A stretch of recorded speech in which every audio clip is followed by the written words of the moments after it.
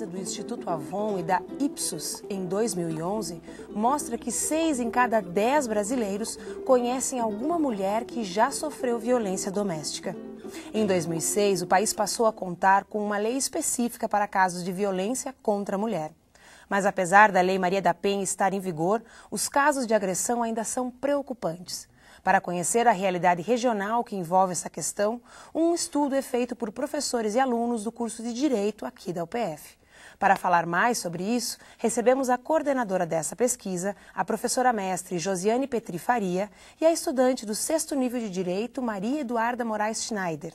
Agora, assista a reportagem que foi produzida pelo Núcleo Experimental de Jornalismo da AGECOM, em parceria com a UPF TV.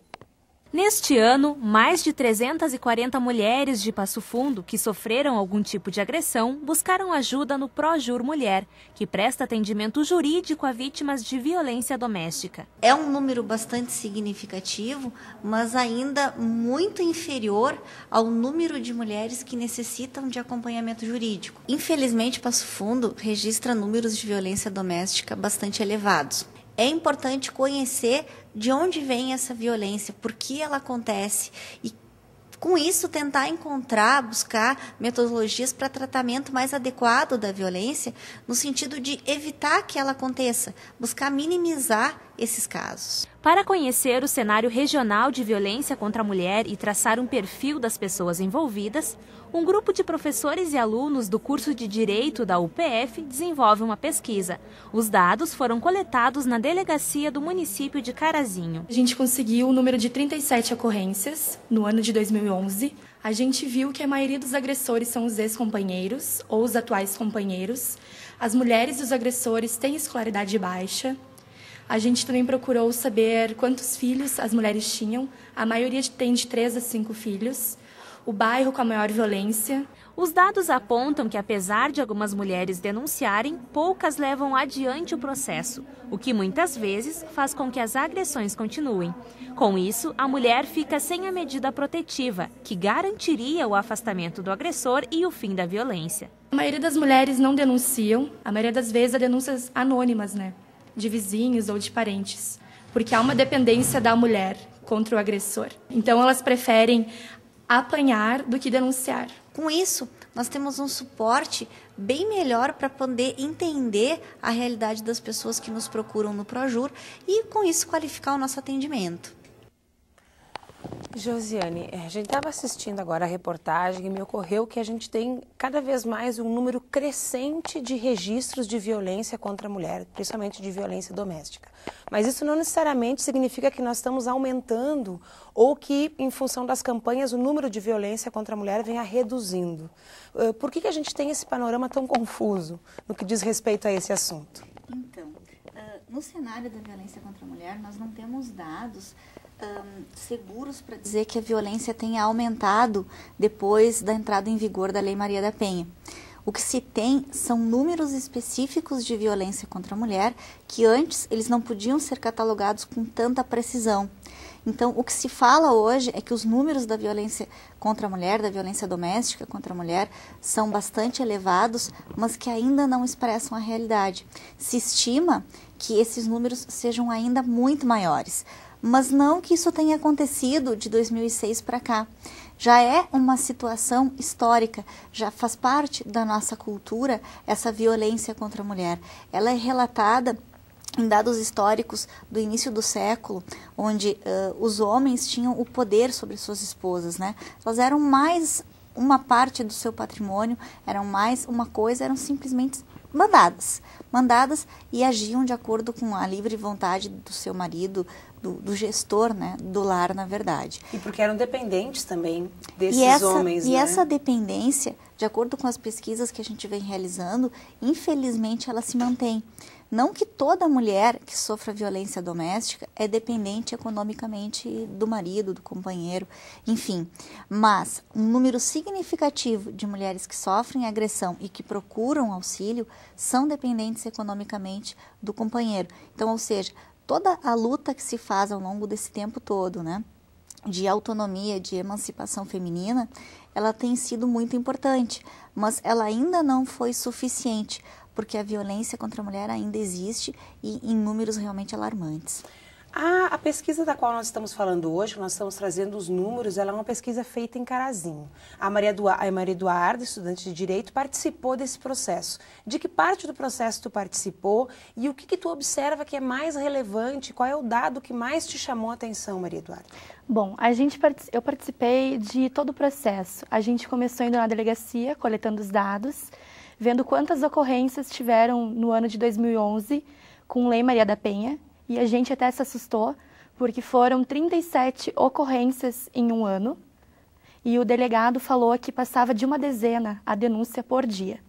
O problema é que essas mulheres têm medo de representar. Deixa só eu esclarecer. São 37 ocorrências no ano. Mas só a ocorrência, só o registro, sem o processo. Foram as que foram até o fim com o processo. Até o fim com o processo. Até o fim com o processo. Okay. As que representaram. As outras apenas foram lá, fizeram um boletim de ocorrência e não quiseram continuar com o processo. A gente observou nessa pesquisa que a maioria das mulheres, elas dependem do marido. Elas têm baixa escolaridade, ou elas têm medo por sua integridade física e dos seus filhos. Josiane, queria te perguntar assim, a gente está falando aqui da dependência financeira, né? Mas a gente sabe que culturalmente a gente também não superou uma dependência que é muito emocional, né? De se ver sozinha no mundo, de estar sozinha, quer dizer, a mulher conquistou sua dependência, mas também não superou essa dependência, né? Isso incide nesses dados? Nós verificamos, tanto no atendimento no Projur, quanto na realidade apontada pelos dados que nós coletamos em Carazinho, que o fator econômico ele é importante, mas ele não é o único elemento que traz à mulher a autonomia que ela necessita.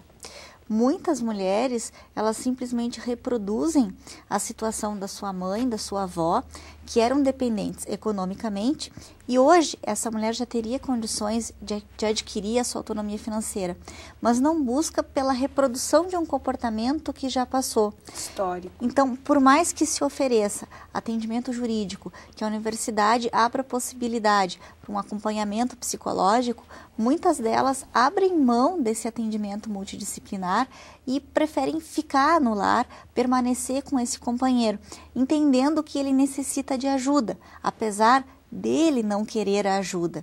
Então, ou seja, se percebe sim uma dificuldade no enfrentar o mundo, uma dificuldade de gerir os próprios filhos, de cuidar desses filhos, sem a presença masculina, por mais perniciosa que ela seja, por mais perigosa que ela seja. Maria Eduarda, são mais mulheres com filhos ou mais mulheres sem filhos? Com filhos. A maioria tem filhos, de 1 a 3 filhos. De 1 a 3 filhos. Isso. E tu também falaste na reportagem que são companheiros e ex-companheiros. O que acontece mais frequentemente? Companheiros. Só que elas chegam na delegacia dizendo que são ex-companheiros. Muitas chegam com raiva desses companheiros, né, profi? E dizem que são ex-companheiros, que não são mais maridos. Só que elas vão mesmo, é para dar um susto nesses agressores. Porque acham que com o susto eles vão mudar. Só que eles não mudam. Elas caem nessa promessa de que eles vão mudar. E um dado alarmante foi que muitos desses agressores são alcoólatras ou drogados, que usam desse estopim, né, que é um estopim. Josi, a gente observa que na fala, né, a gente tem uma impressão de que o maior caso de violência contra a mulher acontece nas famílias de baixa renda. Isso se verifica? Na verdade, o que a gente pode verificar e comprovar é que do número de registros de ocorrência com representação, ou seja, aqueles em que a mulher manifesta a vontade de dar continuidade, de fazer uma investigação, que daquele boletim de ocorrência se origine um processo contra o agressor, a grande maioria é sim de baixa renda.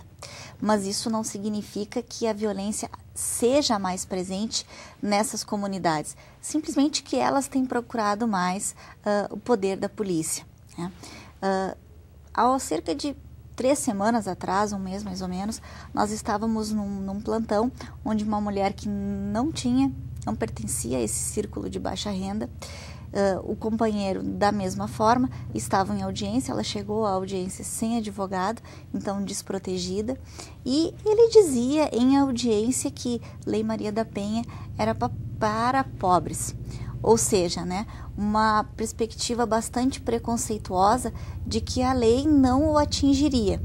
e em audiência ele teve oportunidade de perceber que o processo continuou, que ela buscou ajuda e que a Lei Maria da Penha serve para qualquer mulher em situação de violência, né, que passe por uma situação de violência doméstica e que procure ajuda, independente da situação financeira. Eu fico pensando, vocês trabalharam com os dados de quem seguiu o processo. Qual é a relevância, qual é a importância de não só ir lá e registrar o boletim de ocorrência, mas levar adiante, né? Procurar um advogado, recorrer judicialmente para se proteger do agressor?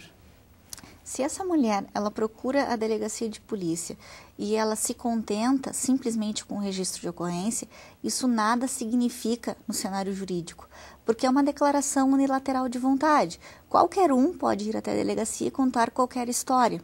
Se ela não manifesta a vontade de continuar com o procedimento, ele sequer toma conhecimento que ela fez esse boletim de ocorrência. O Poder Judiciário, que é quem pode analisar a situação, verificar o risco que essa mulher corre e fornecer, proporcionar os artifícios, os meios de proteção que a Lei Maria da Penha oferece, nada disso vai chegar a essa mulher. Registrar a ocorrência sem representar não vai assustar ninguém. Simplesmente vai contribuir para uma desmoralização, para um descrédito dessa mulher. Tá ok, eu quero agradecer a Maria Eduarda, nesse bloco participou conosco. Nós vamos fazer um rápido intervalo e voltamos para continuar nossa conversa aqui no estúdio sobre a violência contra a mulher.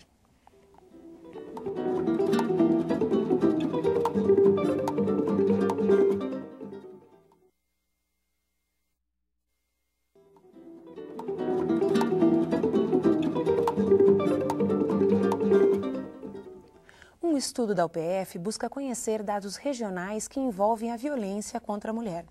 O objetivo é definir metodologias e propor políticas públicas para auxiliar no enfrentamento deste problema. Para falar mais sobre o projeto, recebemos a professora mestre Josiane Petri Faria e também a nossa convidada estudante do 6º nível de Direito, Veridiane Fassini.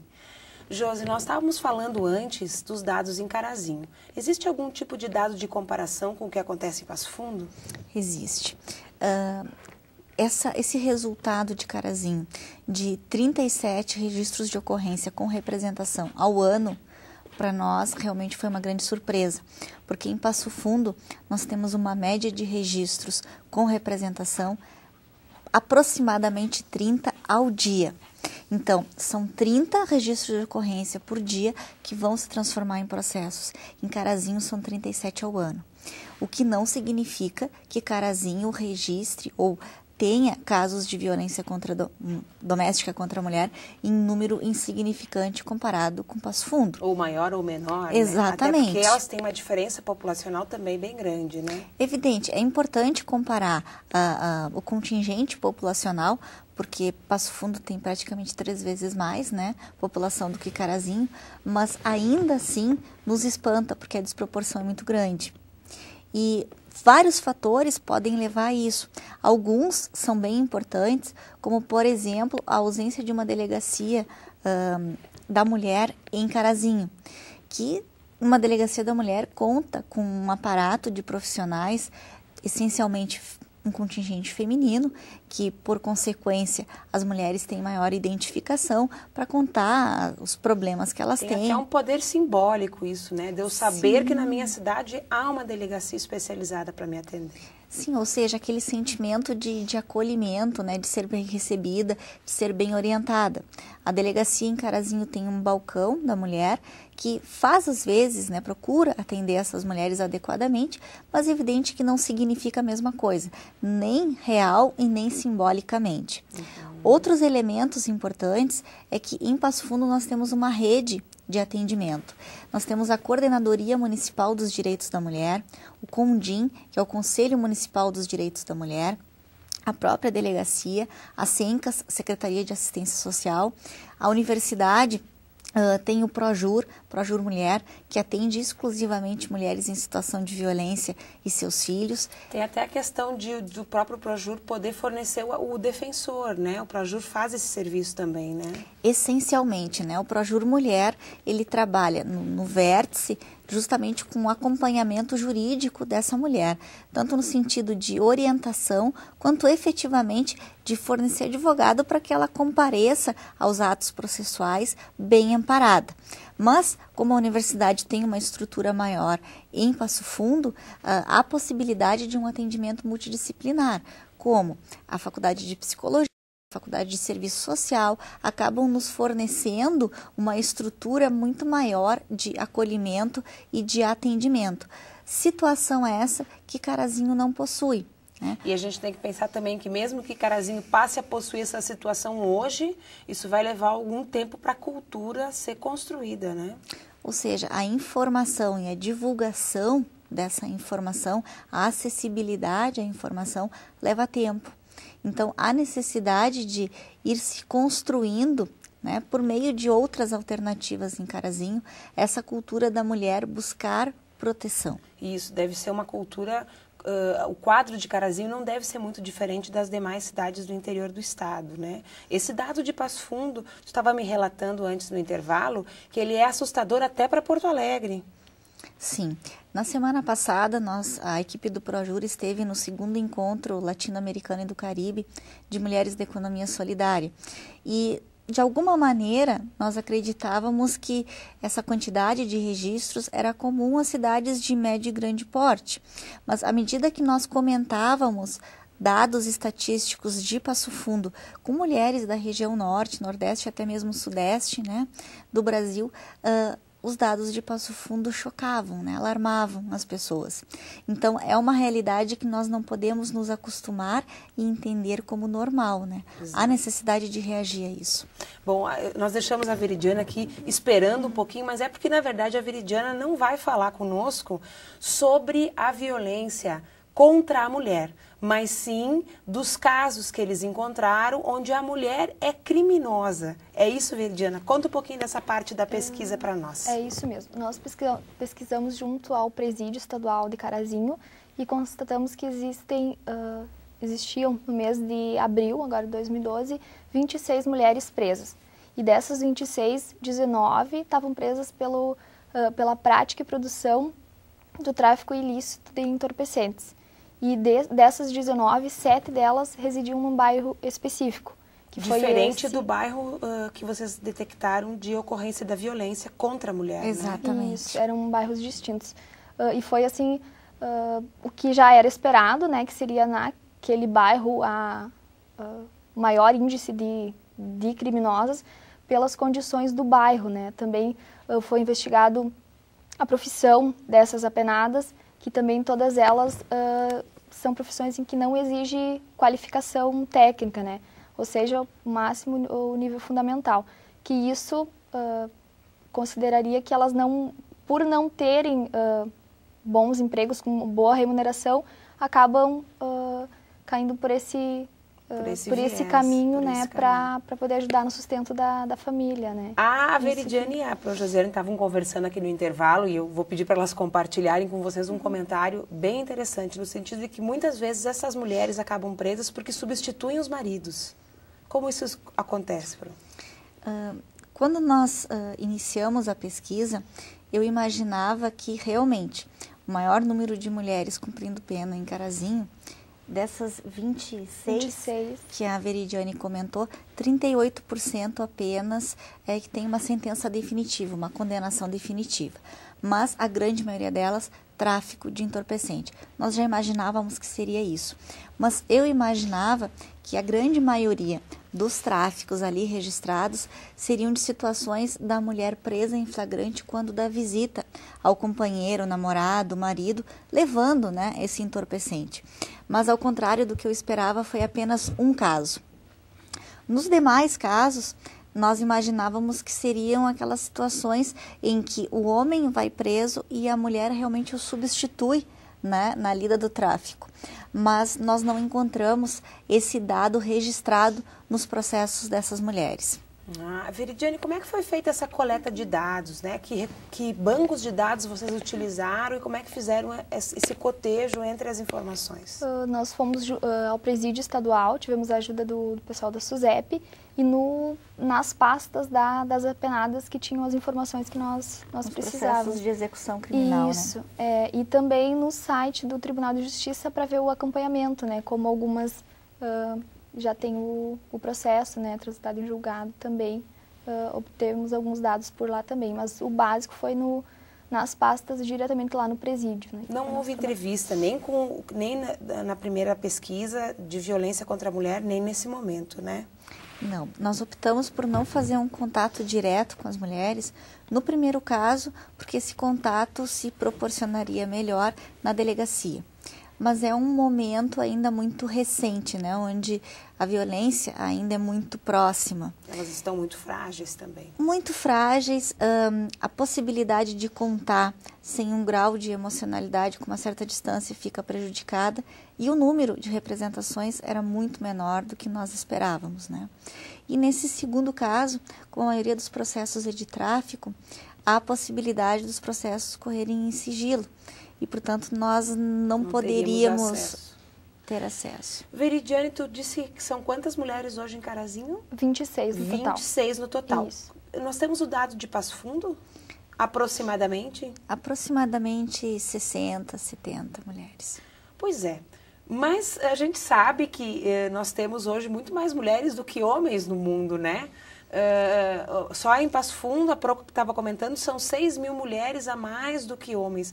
Mas por que tem menos mulher presa que homens? Existe alguma suposição, alguma dedução sobre esse fato, Josiane? Um dado comprovado que se tem e que, por consequência, de alguma maneira deve influenciar nesse quadro, é que a escolaridade feminina no Brasil, ela é maior do que a masculina, né? Então, como a Veridiane comentava, em Carazinho as mulheres envolvidas, né, nesses processos, a grande maioria desenvolvia trabalhos que não exigiam qualificação técnica.